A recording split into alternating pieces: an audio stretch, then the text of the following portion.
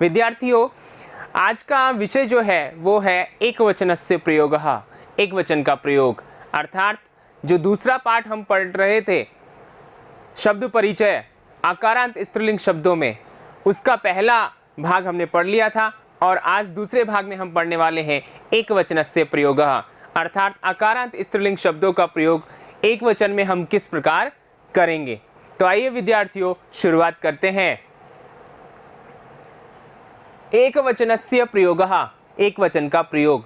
आपके सामने पाठ्य पुस्तक में दिए गए जो बिंदु हैं उसके अनुसार देखिए, एषा का, एषा यानी यह, जो आपको चित्र में नजर आ रहा है वह का क्या है। एषा दोला, यह झूला है। इसके विषय में बात कर रहे हैं, यहाँ पर आपको ये नजर आ रहा है तो इसके विषय में बात कर रहे हैं कि एषा का, यह क्या है। तो कहा एषा दोला, यह झूला है। एषा का मतलब यह और दोला का मतलब झूला, ठीक है ना। दोला कुत्र अस्ति, दोला कुत्र अस्ति, दोला का मतलब झूला, कुत्र यानी कहां पर, किस स्थान पर, आपको चित्र में दिखाई दे रहा होगा कि कहां है, अस्ति यानी है, ठीक है ना, कुत्र यानी कहां। दोला उपवने अस्ति, दोला यानी झूला जो है उपवने, उपवने मतलब बगीचे में, ठीक है ना। बगीचा जो होता है उपवन जिसे बोलते हैं उसमें अस्ति यानी है। समझ में आ रहा है आपको, चित्र में भी दिखाई दे रहा होगा। अब यहाँ पर देखिए क्या हुआ, एषा का मतलब यह, ठीक है ना, स्त्रीलिंग में एक वचन की बात हो रही है, और दोला यानी झूला, कुत्र यानी कहाँ, और उपवने यानी बगीचे में, ठीक है विद्यार्थियों। अब यहाँ पर देखिए जैसे हमने पिछली वीडियो में देखा कि वर्ण विच्छेद किस प्रकार कर सकते हैं, वो भी हम इन शब्दों का कर सकते हैं, ठीक है ना। और साथ ही हम ये भी देख रहे हैं कि यहाँ एषा है, ठीक है ना, तो क्रिया जो है वो एक वचन की लग रही है क्योंकि एषा क्या है, एक वचन है, और संज्ञा शब्द दोला है वो भी एक वचन है, ठीक है ना। समझ में आ रहा है ना विद्यार्थियों। आगे चलते हैं। उदाहरण उदाहरण मैंने आपके सामने रखे हैं आपको अच्छे से समझाने के लिए, तो विद्यार्थियों आप ध्यान से समझिए और सुनिए।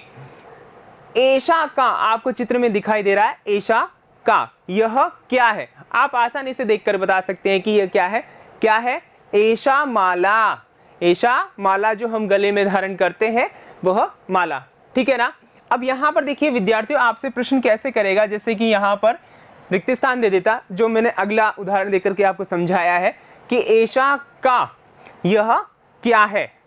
तो यहाँ पर देखिए एषा तो दे दिया, लेकिन ये चित्र में देख करके आपको बताना है कि क्या है।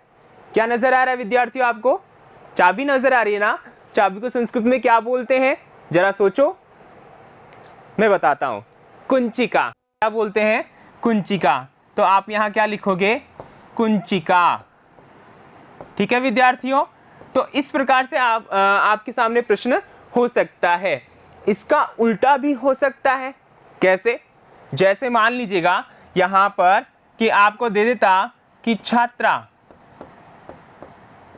ठीक है, और आगे खाली स्थान देता और कहता कि आप यहां पर एतत् शब्द का प्रयोग करें। तो एतत् शब्द में आपको बताया है कि एतत् शब्द चूंकि ये स्त्रीलिंग है, आपको ध्यान रखना है, और स्त्रीलिंग में क्या होता है अपने पास में, एषा,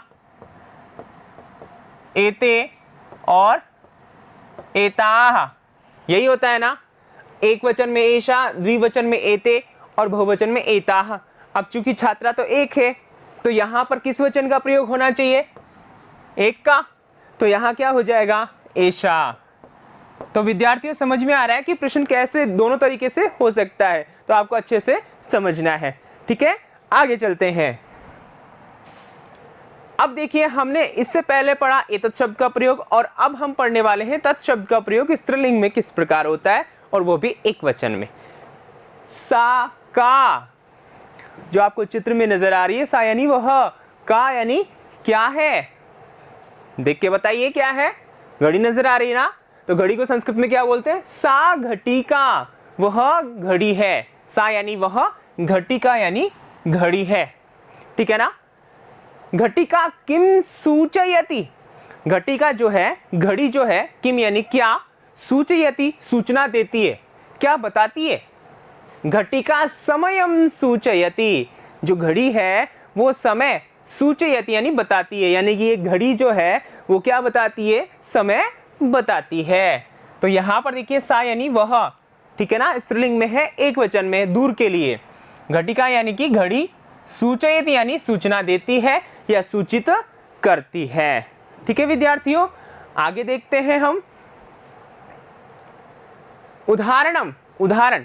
अब यहाँ पर उदाहरण क्या है, देखिए सा का आपको चित्र में नजर आ रही है ना, क्या नजर आ रही है विद्यार्थियों, क्या है ये, क्या बोलते हैं इसको, दो पहिए वाली अर्थात द्विचक्रिका, ठीक है ना। तो सा द्विचक्रिका, वह क्या है, द्विचक्रिका है यानी साइकिल है, द्विचक्रिका यानी साइकिल है।